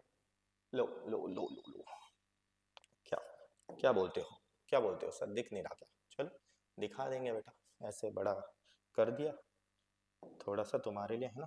अब आओ, अब क्या बोला उन्होंने, बोला है कुछ, बोला series LCR circuit having inductance क्या दिया है 4 हेनरी। चल L दिया है 4 हेनरी, बहुत बढ़िया। कैपेसिटेंस कितना दिया है बेटा, कैपेसिटेंस दिया है 100 माइक्रोफेरेड। चल बहुत बढ़िया। Connected to a variable frequency, frequency 240 volt source, है ना। तो वोल्टेज दिया है 240 वोल्ट। अच्छा देख कुछ नहीं बोला, मतलब आरएमएस दिया, ठीक है, कोई दिक्कत वाली बात नहीं। अब उन्होंने क्या बोला, calculate the angular frequency of the source which derives the resonance. अब तुम बोलो यार, बोलो क्या मैंने ये पढ़ाया नहीं पढ़ाया, सीरीज रेजोनेंस। सीरीज रेजोनेंस में एंगुलर फ्रीक्वेंसी ओमेगा होता है, और ओमेगा का फार्मूला होता है 1/√LC। ले पहला पार्ट कितना आसान पूछा, 1/√LC। अब व्हाट अबाउट द L बेटा, L कितना दिया था, देख 4 हेनरी, L की जगह पे 4 हेनरी रख दिया। और what about the C, C थोड़ा सा यूनिट कन्वर्ट करना पड़ेगा ना। C दिया है माइक्रो में, तो माइक्रो का मतलब 10 टू द पावर -6 लिख दिया। अब इसको सॉल्व कैसे करें यार, सॉल्व करना तो तुम्हें आता है, क्या बात कर रहे हो, नहीं आता सर? अरे नहीं ऐसा नहीं, देख ई हो गया 4 और ई क्या है 10 टू पावर 2 और -6, कितना बचा बेटा 10 टू पावर -4। अबे यार ये तो बहुत आसान बात है, बहुत आसान कर रहे हैं। देख ऐसे लिख, 4 का स्क्वायर रूट 2 और 10 टू -4 का -2, अब -2 पर जाके +2, तो 100 डिवाइडेड बाय 2 कट के आया 50, क्या आया बेटा 50 वट 50 रेडियन, कितना आ रहा पर सेकेंड, ठीक है ये आ गया। चल ओमेगा लिख दिया, पहले वाला हो गया, चल बढ़िया।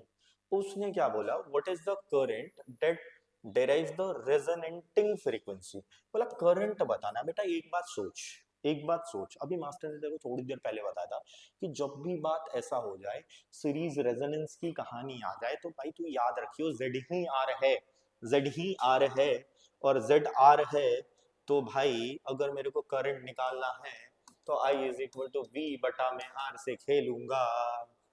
और V कितना दिया है, V दिया है 240।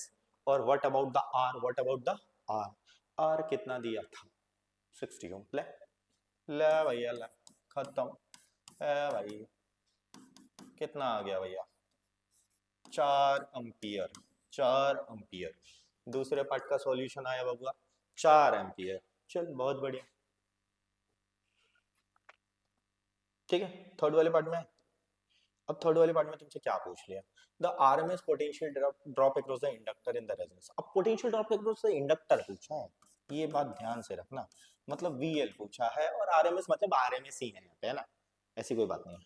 तो आई इंटू एक्सएल, आई इंटू एक्सएल, और बेटा आई की वैल्यू तो पता है मुझे कितना 4, और एक्सएल का फॉर्मूला था एल ओमेगा। एल कितना दिया था, एल कितना दिया था, एल दिया था 4, और व्हाट अबाउट द ओमेगा, क्या हमने ओमेगा लिखा था, ओमेगा लिखा था, ओमेगा निकाल के कितना लाए थे 50। सॉल्व कर लो, वोल्टेज अक्रॉस इंडक्टर आ गया, लिख जाना मल्टीप्लाई करा के आई इंटू एक्सएल, एक्सएल होगा एल ओमेगा, और एल कितना दिया था बेटा 4 हेनरी दिया था, सीधा सीधा हो गया 50 चौक 200 800 वोल्टेज आ जाएगा। सॉल्व कर लेना, ठीक है। ये बात समझ आ गया होगा कि वोल्टेज 800 वोल्ट के करीब आ जाएगा। चलो ये भी खत्म खत्म खत्म खत्म खत्म, प्राण निकाल दिए, प्राण निकाल दिए क्वेश्चंस के, आ गया। चलो कितने सवाल हो गए, चलो नेक्स्ट पे आते हैं। ओ भाई बेटा, दिखने में थ्योरी है बट प्रॉमिस यार बहुत बार आया सीबी से, बहुत बार आया सवाल, है ना। मैंने मतलब ये डायग्राम देख के बोल दिया, बहुत बार आया है, ऐसा मान ले कि आता है। एसी से अगर ऐसे क्वेश्चंस भी पूछे गए हैं, है ना, तो कर देंगे यार, तुम और मैं मिलके ना सब कुछ कर देंगे, है ना, डरने की बात नहीं है। अच्छा मैं बार बार ना घड़ी देख रहा हूँ, क्यों देख रहा हूँ पता है, क्योंकि मैं जिस टाइम पे शूट कर रहा हूँ ना, रिकॉर्डिंग कर रहा हूँ यार, ऑलमोस्ट 10:45, मैं जिस कॉम्प्लेक्स में हूँ कोई भी नहीं है, मेरी स्कूटी भी बाहर लगी है ना, पता चले रिकॉर्डिंग करने में स्कूटी गायब, ओ भाई लॉस। अरे नहीं यार, फिर भी करते हैं।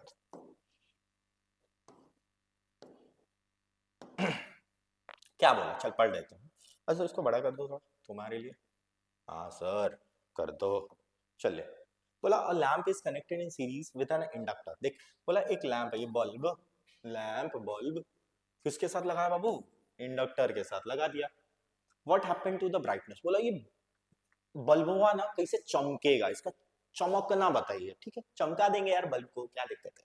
बोला what happened to the brightness of the bulb when the key is plugged in, बोला जो स्विचवा है ना, स्विचवा इसको प्लग कर दिया, ठीक है, and the rod is inserted inside the inductor. ओ भाई एक बात समझ, अगर मैं बोलूं कि इस इंडक्टर में एक आयरन का रॉड लेके जाऊं, तो एक बात समझ, क्या ये आयरन क्या है, तुम बोलोगे सर ये तो 5वें चैप्टर का बात कर रहे हो, 7वां पढ़ा के 5वां दे दिया, नहीं यार ऐसा सवाल इन्होंने पूछा, मैं तो बस बता रहा हूँ फेरोमैग्नेटिक है ना।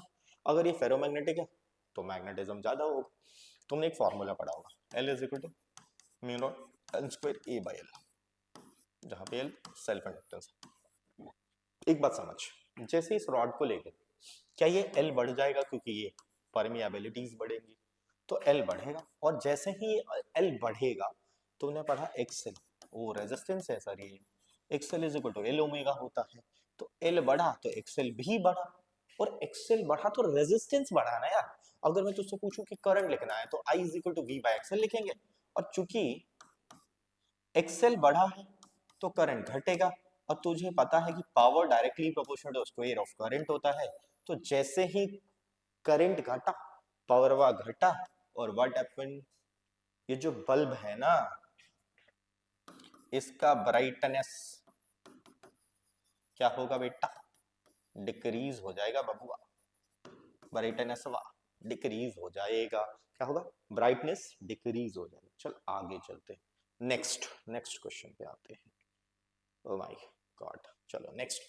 ओ भाई ये भी सेम है, थोड़ा डिफरेंट है बट सेम है, ये भी क्वेश्चन आया है, और ये भी इसी तरीके का लैंग्वेज वाला सवाल है। क्वेश्चन में क्या बोला, सब टाइप के क्वेश्चन करा रहा है, न्यूमेरिकल करा रहा हूँ या फिर है ना। क्वेश्चन बोला कैपेसिटर सी, बोला ये कैपेसिटर है, ठीक है, बोला इज अ वेरिएबल रेजिस्टर, बोला एक रेजिस्टर है, चल बहुत बढ़िया। ओ भाई अगेन बोल, फिर पूछेंगे चमकेगा नहीं चमकेगा, ज्यादा चमकेगा कम चमकेगा, अरे चमका देंगे सवाल को यार। चल बोला the bulb glows with some brightness, बोला पहले ना ये बल्ब कुछ ब्राइटनेस से जल रहा है, जलने देते हमें क्या सर, हमें क्या देखा, जल रहा है जलने दीजिए ना, सवाल क्या है बना दिया, क्या बताओ सवाल बना दिया कुछ भी। अब बोला how will the glow of the bulb changes, how will the glow of the bulb changes when a dielectric, O my God एक बात समझ, सेकंड चैप्टर आ गया ना। तो सर क्या बोल के क्या पढ़ा दे रहे हो, अबे तूने क्या ऐसा पढ़ा, C is equal to k times of C not पढ़ा है क्या, हाँ सर सेकंड चैप्टर में पढ़ा है, और डेरिवेशन भी है यार, इंपॉर्टेंट भी है, आएगा भी परीक्षा में, है ना, आई होप आ जाए, है ना, अपना काम हो जाएगा। अब जैसे ही मैं ये डाइलेक्ट्रिक स्लैब लाता हूँ, क्या कैपेसिटेंस बढ़ा, हाँ बिल्कुल बढ़ा, अगर कैपेसिटेंस बढ़ा तो XC का फॉर्मूला 1/ω/c, है ना। जो मेरे को डेटा से समझ आया पहले वही समझा देते हो, कैपेसिटेंस बढ़ा ना यार, तो जब कैपेसिटेंस बढ़ गया तो तेरे को नहीं लगता XC decrease, oh sir XC is what resistance, तो अगर मैं I के बारे में सोचूंगा तो I is equal to V by XC, चूंकि XC डिक्रीज हो रहा है तो तुम्हें नहीं लगता करंट बढ़ेगा? और करंट बढ़ेगा, अभी बोला था power directly proportional to square of current, power directly proportional to square of current. तो व्हाट अबाउट द ब्राइटनेस? तो फर्स्ट वाले पार्ट में तो डाइलेक्ट्रिक्स के इंसर्शन से ना ब्राइटनेस इंक्रीज बेटा, फर्स्ट पार्ट का सॉल्यूशन था। This is the solution of first part की ब्राइटनेस क्या होगा यार, इंक्रीज हो जाएगा। चल सेकंड पार्ट पे आते हैं। कौन से पार्ट पे आते हैं बाबू? सेकंड वाले पार्ट पे आते हैं। अब बोला the resistance R is increase, अब क्या बोल रहे हैं, रेजिस्टेंस बढ़ा दो। ओ भाई बट कैपेसिटेंस सेम रहने दो, बोला कैपेसिटेंस को सेम रहने दो। ये भी कोई पूछने वाली बात थी? वो भी तुम लोगों से, 12वीं वाले बच्चों से, हमें 10वीं वाले से पूछ लेते, वो बता दिए होते यार। अब बोला कि रेजिस्टेंस को इंक्रीज करा, कैपेसिटेंस को सेम रखा, ब्राइटनेस पे क्या? पागल पगलो, जब रेजिस्टेंस बढ़े तो क्या I is equal to V by R? बाबा ओम्स कब काम आएंगे?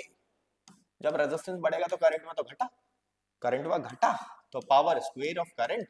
इसका मतलब इस बार बल्बा की चमक कम, ब्राइटनेस विल डिक्रीज।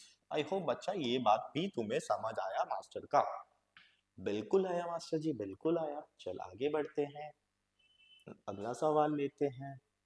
मास्टर ने तुम्हें प्रॉमिस किया है कि तुम भौकाल मचाओगे। अबे कोई स्लाइड नहीं है इसमें, ओए भाई कोई स्लाइड नहीं है, है? 19 20 21 उसमें नहीं है, कोई दिक्कत नहीं। चलो यहाँ वाला कर लेते हैं। अच्छा यहाँ वाला लास्ट में करेंगे ना, इसको रहने दे, पहले इसको लास्ट में करेंगे। इससे पहले ना यहाँ करते हैं, पहले ये वाला कर लेते हैं, फिर करेंगे वो भी करेंगे, कोई दिक्कत वाली। वो ट्रांसफार्मर का सवाल है, लास्ट में बढ़ाते हैं, इसलिए लास्ट में करेंगे। अब क्या बोला, चल इसको बड़ा कर देता हूँ थोड़ा सा, देख रहे हो बार बार मास्टर टाइम देख रहा। क्वेश्चन बोला था alternating voltage is given by, but alternating voltage लिखा है, लिखते मास्टर का क्वेश्चन लिखा है, V is equal to V M sine omega T. अब सवाल का क्वेश्चन लिख, V is equal to 280 sine 50 pi T, है ना, ये दिया है। Connected across pure resistor of resistance 40 ohm. बोला रेजिस्टर का रेजिस्टेंस कितना बाबू, 40 ओम है बउआ। अब तुमसे क्या पूछा, find the frequency of the source. क्या यार, क्या मामा टाइप सवाल पूछ लिया। हट, ये देख, ये देख, क्या देखा सर, क्या देखा, क्या देखा सर, ओमेगा देख गया सर। ओमेगा की वैल्यू 50 पाई होती है, तो अगर मैं लिखूं ओमेगा बराबर 2 पाई एफ, तो 2 पाई एफ बराबर 50 पाई, है ना। क्या होगा, क्या होगा, देख पाई से पाई गया, 2 से काट दे, कितना हुआ, 50 को काटे हो ना तो 25, तो फ्रीक्वेंसी आई बउआ 25 हर्ट्ज। तो this is the solution of first part. अब क्या बोला, what is the RMS current through the circuit. Okay okay okay master ji, RMS पूछा है, मार्क माय वर्ड, आरएमएस पूछा है। जब आरएमएस पूछा है बाबू, तो आरएमएस सॉल्व करना है ना। तो यहाँ तो मैक्सिमम है ना सर। हाँ सर, मैक्सिमम है या नहीं है? हाँ सर मैक्सिमम है, और मैक्सिमम से आरएमएस बनाना है। अब मैं आईआरएमएस का फॉर्मूला लिखूंगा, तो मैं तो लिखूंगा V R M S divided by R. क्या मैं यही लिखूंगा, V R M S divided by R? हाँ बिल्कुल मास्टर, यही लिखोगे। जब मैं ये लिखूंगा V R M S divided by R, तो बेटा बच्चा एक बार बताओ, मैक्सिमम से आरएमएस कैसे बनाते हो? सर इतनी बार तो बना दिया आपने, हम तो रट लिए, √2 का डिवाइड मार देते हो आप, बहुत बढ़िया। What about the R? Sir 40 ohm, ले 40 ओम, चल कर 0 0, ये कितना हो गया 4 7, ठीक है। तो 7/√2 एम्पियर, 7/√2 एम्पियर। अच्छा एक बात कर, डिवाइड डिवाइड कर लेगा, कर लियो, है ना, नहीं तो यहाँ भी छोड़ दे, ऑलमोस्ट आएगा 4.95 के करीब आएगा। और एग्जैक्टली अगर 1.4 ले लो तो 5 एम्पियर, तो लिख दियो 4.95 एम्पियर। या फिर अगर एग्जैक्टली इसको 1.4 ले लेगा तो 5 एम्पियर, ठीक है। ये बात तुम्हें समझ आ गया है ना, ये बात तुम्हें समझ आ गया है। अब आओ, क्या बोला, क्या बोला, क्या बोला, क्या बोला, बोला क्या सवाल? The instantaneous current in the voltage of the AC source is given by V is equal to 200 sin 300 TV। अच्छा बोला ये V है, चल वोल्टेज का इक्वेशन दिया 200 sin 300 TV, ठीक है। व्हाट अबाउट द करंट का इक्वेशन बेटा? करंट का इक्वेशन दिया है बाबू 10 sin 300 T एम्पियर। ये वोल्टेज है बेटा और ये करंट है, ये वोल्टेज और ये करंट है। क्वेश्चन वाले ने तुमसे पूछा what is the power dissipated. अच्छा एक बात देख, क्या तुझे समझ आ रही है इक्वेशन किस सर्किट के लिए होगा, इंडक्टर रेजिस्टर कैपेसिटर? तुम बोलोगे सर आपने कुछ बोला था, क्या बोला था मैंने, क्या बोला था? मैंने बोला था साइन के बाद वाली चीजें देखनी है।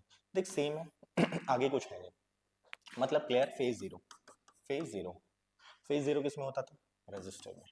अब मुझसे पूछा पावर बता दो, अभी मैंने पावर का फॉर्मूला पढ़ाया था तुम्हें।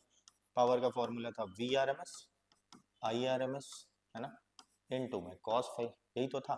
फाइव की जगह पे जीरो रखते तो कॉस जीरो वन हो जाएगा।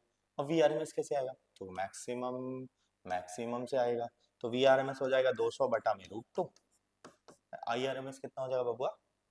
10 बटा में रूट टू, है ना। अब क्या हो गया सर? तो ये हो गया 2000, और root two into root two, two cut के आया 1000 वॉट, 1000 वॉट। ये मैंने क्या निकाल दिया बेटा? ये मैंने पावर का सवाल निकाल दिया। चल आगे है। चलो नेक्स्ट क्वेश्चन पे आते हैं। नेक्स्ट क्वेश्चन क्या बोला है? नेक्स्ट क्वेश्चन में बोला है करंट ऑफ 1 एम्पियर। हाँ ये अच्छा क्वेश्चन है बेटा, this is very good question, लाजवाब क्वेश्चन है बेटा, लाजवाब। और इससे ना दो तीन बातें तुम्हें अभी क्लियर कराऊंगा मैं। इन्होंने बोला कि, इन्होंने बोला कि a current of 1 ampere flows through a coil when it is connected to a DC battery. एक बात समझ, मार्क माय वर्ड, अगर कभी भी डीसी बोले तो हमेशा डीसी से आर होता है, आर निकलता है ना। तो बोला वोल्टेज है लेकिन डीसी का कितना? 100 वोल्ट, ठीक है। और जब वोल्टेज है डीसी का 100, तो उस समय बेटा है करंट 1 एम्पियर। तो अभी मास्टर ने तुम्हें बोला डीसी दिखे तो आर निकाल ले, तो आर निकल, R is equal to V by, ये आ गया 100 ठीक है। आगे आते हैं, आगे क्या बोला? The DC is replace by AC source. बोला डीसी किससे रिप्लेस किया? एसी से। और वोल्टेज कितना है? 100 वोल्ट। वोल्टेज अभी भी 100 है। ये मैंने डीसी के लिए सॉल्व किया था ना, अब मैंने लिख दिया है एसी। अब इन्होंने बोला एसी का वोल्टेज अभी भी कितना है बेटा? 100 वोल्ट है। चल एसी का वोल्टेज 100 वोल्ट है, लेकिन उन्होंने बोला कि एंगुलर फ्रीक्वेंसी दे रखा, चलो लिख देंगे 100 रेडियन पर सेकेंड, 100 रेडियन पर सेकेंड। लेकिन इस कंडीशन में करंट प्रोड्यूस हो गया 0.5। तो भाई जब करंट 0.5 हो गया, देख जैसे मैंने तुझे बोला ना कि जब भी डीसी दिया हो तो डीसी से क्या आता है? डीसी से आता है तुम्हारा रेजिस्टेंस, उसी तरीके से एसी से आता है इम्पिडेंस। तो इम्पिडेंस यहां से निकाल ले, V by I, V by I. अच्छा V कितना है तुम्हारा? V is what? 100।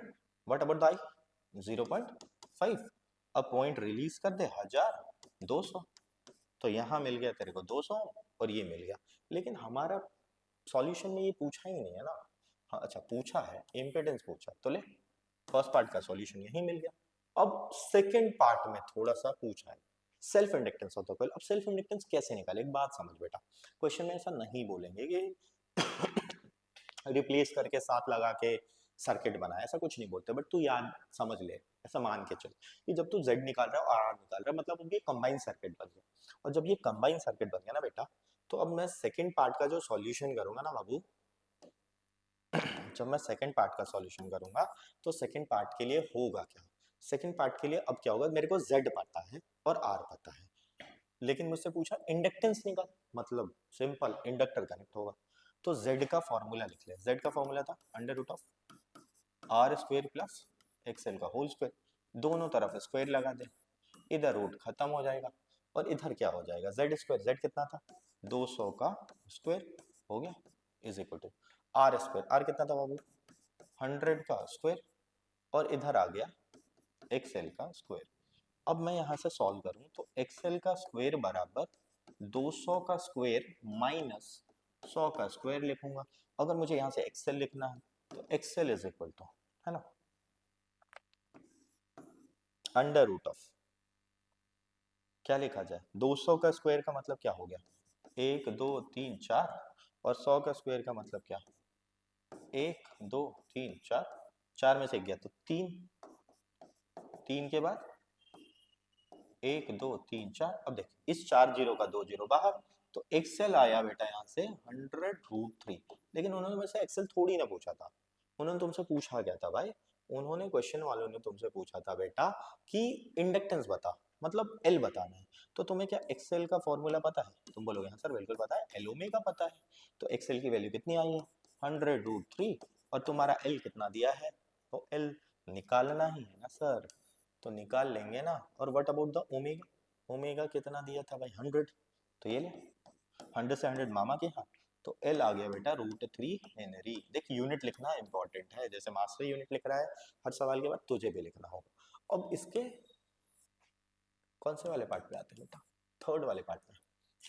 क्वेश्चन वाले पूछा what is the phase difference between voltage and current, tan phi है ना, tan phi is equal to क्या लिखें XL minus XC by R, XC तो है ही नहीं तो एक्सएल बाय आर लिख देते हैं। और जैसे ही tan phi लगाए एक्सएल की वैल्यू लिख दे। एक्सएल की वैल्यू तेरी कितनी थी, एक्सएल की वैल्यू आई थी 100√3। चल और रेजिस्टेंस कितना था बेटा, what about the resistance, resistance is also 100 है ना, तो 100 से 100 कट के मामा क्या, tan में √3 होती है 60 डिग्री, तो फाई की वैल्यू आ गई 60, इसका मतलब π/3 रेडियन, तो ये हो गया। तो ये वाला क्वेश्चन भी सॉल्व हो गया है ना। बहुत अच्छे अच्छे सवाल किए हैं मास्टर ने बेटा, एक बार समझ सीबीएसई का पैटर्न ही है ये इसी के लिए ना। कॉन्सेप्ट अगर तू सीख गया ना तो सवाल तो तू कोई भी लगा ले, मैंने कॉन्सेप्ट सारा का सारा कवर अप किया है ना। अब मैंने एक सवाल तुम्हें बोला था बाबू, एक सवाल मास्टर ने तुम्हारे लिए यहाँ रखा था, हाँ ये सवाल था ट्रांसफार्मर का। चूंकि भाई उसको लास्ट में पढ़ाया था तो सवाल भी लास्ट में सॉल्व करेंगे ना, जब कॉन्सेप्ट लास्ट में पढ़े थे तो सवाल भी लास्ट में करेंगे। चलो अब ब्लू वाले से लिखेंगे, the primary coil of a ideal transformer has 100 turns. पहली बात प्राइमरी का मतलब एनपी, मतलब जो आगे लगा था, कितना टर्न्स दिया है इसमें 100 दिया है। And the transformation ratio is also 100, R या के है ना, कितना दिया है 100 दिया है, ठीक है। The input voltage and the power are, input voltage and the power का मतलब भाई ईएस दिया है कितना 220 वोल्ट, और इनपुट पावर भी कितना दिया है बेटा 1100 वॉट। अब बात करते हैं क्वेश्चन से क्या क्या निकालना। What is the number of turn in secondary coil, पहले वाले पार्ट में, फर्स्ट वाले पार्ट में तेरे से पूछा what is the number of turns in secondary coil. अब नंबर ऑफ टर्न्स निकालना, ट्रांसफॉर्मेशन रेशियो दे दिया है, तो आर का formula NS by NP। Sir this is very easy, yes this is easy. R कितना दिया था बेटा, आर इज 100, NS निकालना है बबुआ, और NP 100 दे दिया, ये ले मजा आ गया।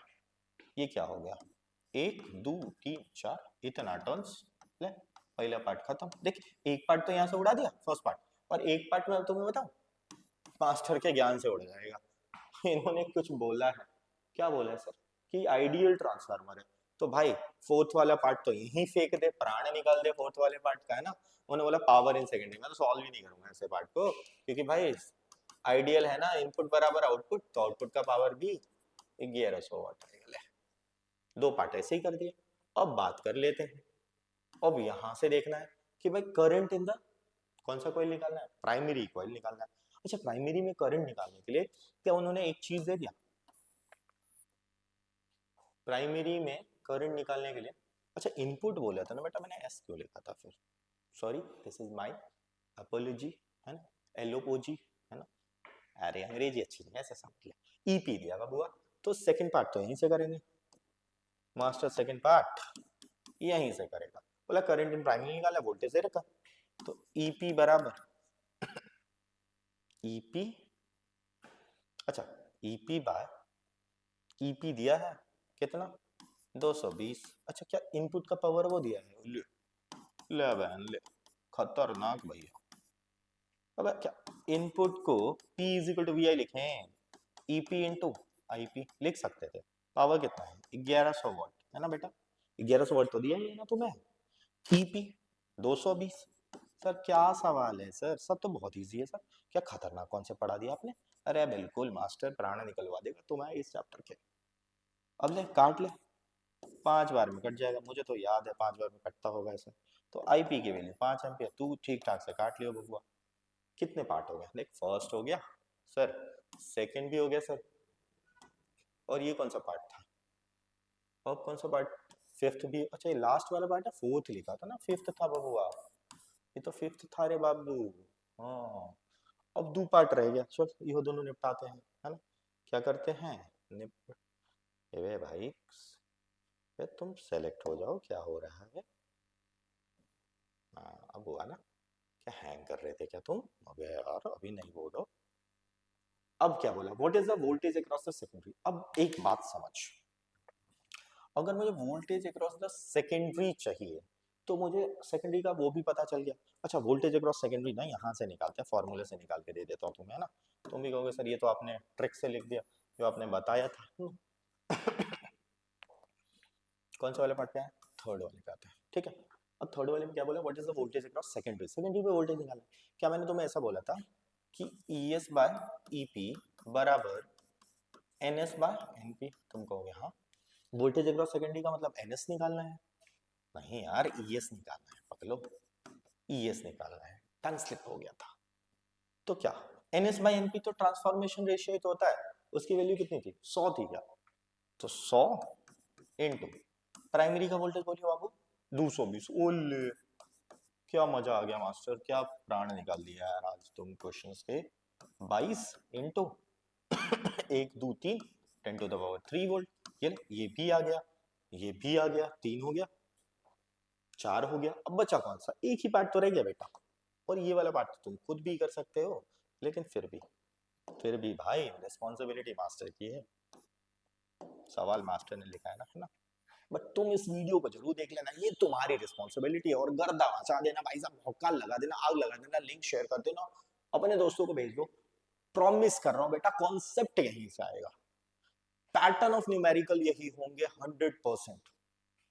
चल last, current in the secondary. देख सेकेंडरी पे पावर पता है कितना, पावर अक्रॉस आउटपुट 1100 वाट, है ना, ठीक है।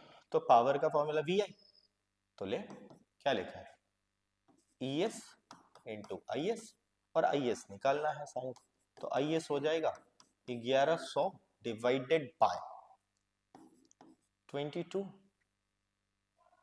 1 2 3 लिख देते हैं अभी, है ना, काट ले क्या क्या कटा, तो 2 0 मामा क्या है, और 11 दूनी 22, तो 1/20 एम्पियर। तो आई होप ये वाला सवाल भी सॉल्व हो गया। अब एक सवाल देख लेंगे, कुछ रहा नहीं है ना, कुछ सवाल तो नहीं छूटे, क्या मास्टर ने सब कुछ करा दिया, well done master, well done, खुद के लिए वेल डन बोल देता हूँ मास्टर। ओके बच्चा, तो this is all about the alternating current, गर्दा मचा देना है, भौकाल काट देना, फोड़ देना एग्जाम सीबीएसई 25 26 को, लेकिन तब करोगे ना भाई जब इस वीडियो को देखोगे। इतनी शिद्दत से तुम्हारे लिए बनाया था ये कॉन्सेप्ट, बहुत टाइम लगाया था, और ऐसा नहीं है ऑफलाइन क्लासेस के बाद किया है मास्टर ने, है ना। देन तो ओके गाइस, अगर तुम्हें समझ आ रहा है मेरी वीडियोस, अच्छा लग रहा है, तो लिंक शेयर करो, सब्सक्राइब करो, अपने फ्रेंड्स में शेयर करो, है ना, बहुत सारे बच्चों तक पहुंचाओ। अपना इंटेंशन यही है कि कॉन्सेप्ट को इजी करके समझाया जाए ताकि लोगों को समझ आए। Thank you, that's for today. और एक बार थैंक यू लिख दें क्या तुम्हारे लिए, एक पेज बचा था, ले भैया कहाँ गया पेज, बहुत सारे पेज बचे हैं क्या, ना ना ना, एक ही पेज बचा था, ये बचा है ये। थैंक यू भाई साहब, थैंक यू बच्चा लोग, okay bye bye, see you, मिलते हैं नेक्स्ट क्लास में।